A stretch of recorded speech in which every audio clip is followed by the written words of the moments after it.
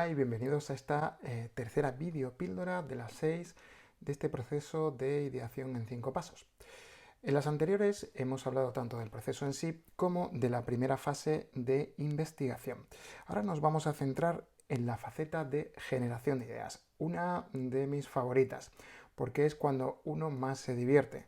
Ya no hemos pues informado sobre el contexto que rodea al problema o la problemática y tocan las divertidas tormentas de ideas, capas de pensamiento y sobre todo aplicar el pensamiento lateral. Todas estas técnicas, en particular el pensamiento lateral, tenemos en el canal de YouTube un mapa mental, un flujo de trabajo para que también podáis domesticarlo un poco. Son muy importantes porque permiten que tengamos garantía de afrontar el problema o el proceso de ideación de maneras alternativas y menos regladas y menos racionales. En muchos casos el pensamiento original, el pensamiento divergente, el pensamiento creativo puro no atiende a una sistematización en su origen. Y por eso sí debemos tener varias opciones o posibilidades para generar sucesivas ideas cada vez más aterrizadas y cada vez más adaptadas. Es decir, la idea no va a ser si fuera el caso, si fuera cerámica, por ejemplo, no va a ser un jarrón que nos va a salir a la primera ocasión. Tenemos que coger ese bloque de arcilla, ponerlo en el torno, ir girándolo, ir eliminando impurezas, ir moldeando progresivamente todo ese proceso. Y por eso, dentro de nuestro proceso, vamos a ver algunas cosas interesantes. Lo principal es que vamos a buscar que el pensamiento el pensamiento lateral ayude a duplicar nuestra capacidad de resolución. Es decir, razonar, simple y llanamente razonar, no nos va a ayudar. El pensamiento lateral lo que hace es atacar de forma colateral al desafío, al reto, acudiendo a estímulos, acudiendo a inspiraciones que no están íntimamente relacionadas.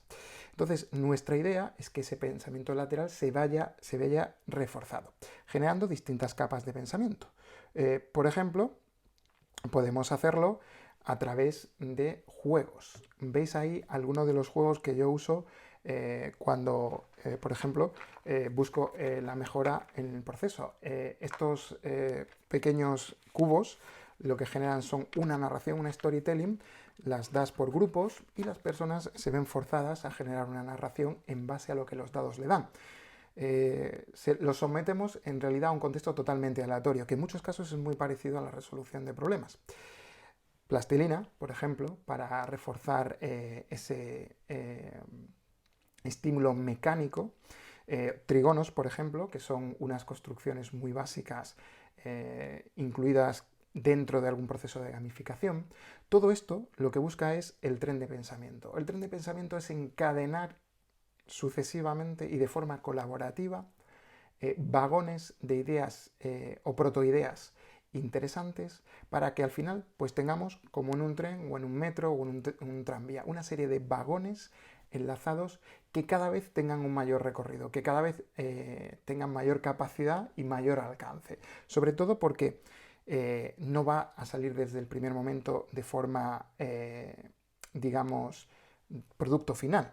Ese producto por capas lo podemos hacer domesticando la habitual tormenta de ideas, que en muchos casos ha sido muy potencial en la última década, pero que si no se hace de forma un poco reglada, no cala. Es una tormenta, como bien dice el concepto, pero no cala realmente y empapa realmente hasta dónde tiene que llegar. Tenemos que lograr que llegue hasta la raíz del problema. Y para eso, pues podemos usar diferentes técnicas. La primera, por ejemplo, es generar focus group.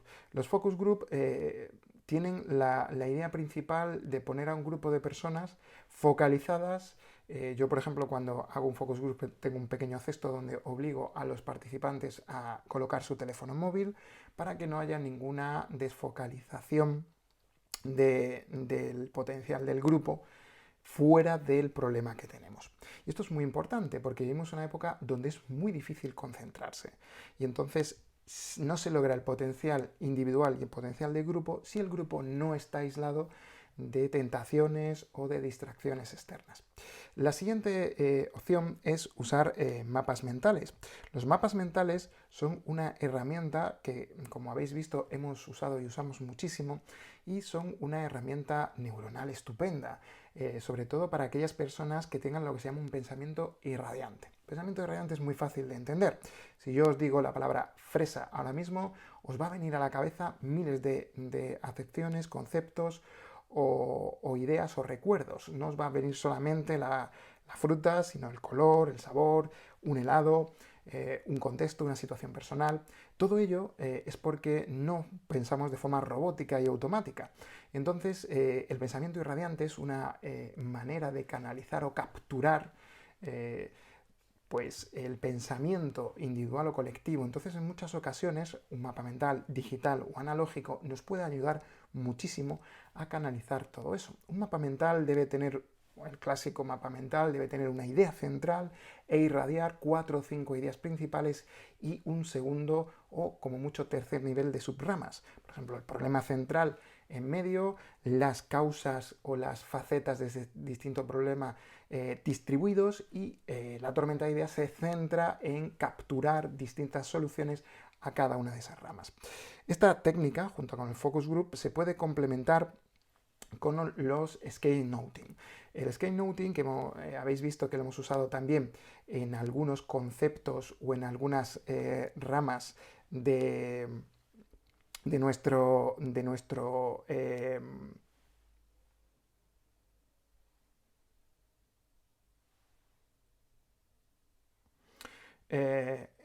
en nuestro empezamos.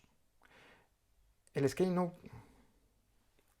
Una tercera técnica muy interesante que complementa tanto los focus group como los mapas mentales son los sketchnoting.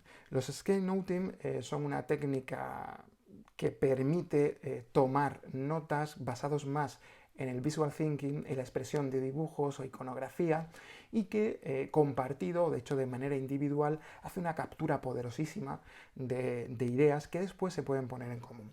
Eso se puede hacer también de versión analógica o versión digital, se puede hacer con una pizarra, pero en cualquier caso es necesario que complemente a las otras dos técnicas porque entonces no atrapamos toda la información. Usando estas herramientas, la generación de ideas se puede convertir en algo muy poderoso y por supuesto no debemos olvidar cuáles son las competencias de los dos marcos de Entrecom y de DIPCOM que supeditan todo el contenido de Prácticas 2.0. En el caso del Entrecom, me gusta especialmente que se tenga en consideración que la competencia de trabajar con otros es quizás la fundamental para que los procesos de generación de ideas, aunque sean individuales, funcionen.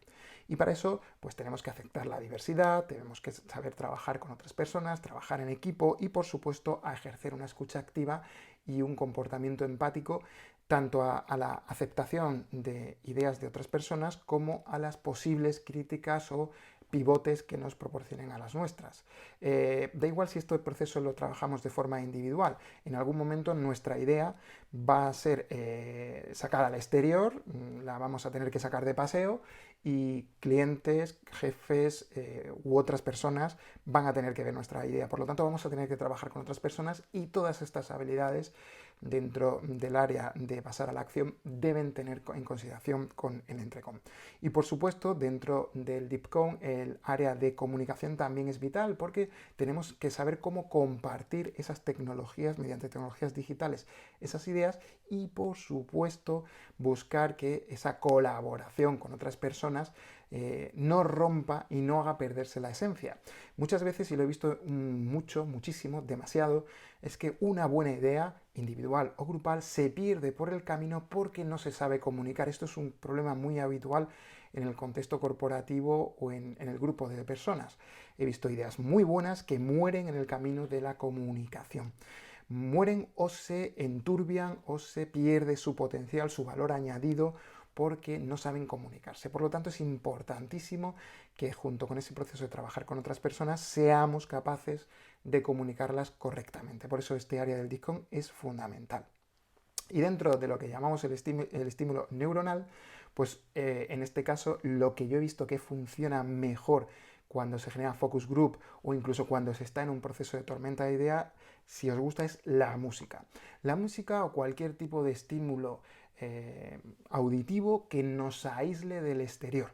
La música o ruidos ambientales nos pueden generar, está demostrado que nos pueden generar una conexión directa con un aislamiento tanto del exterior como del grupo o de otros problemas, y nos van a permitir estar mucho más centrados en ese proceso de generación de ideas. Bueno, pues estas son mis propuestas para potenciar esta segunda fase de generación de ideas, así que espero que os haya resultado interesante y nos vemos en próximas videopíldoras. Un saludo.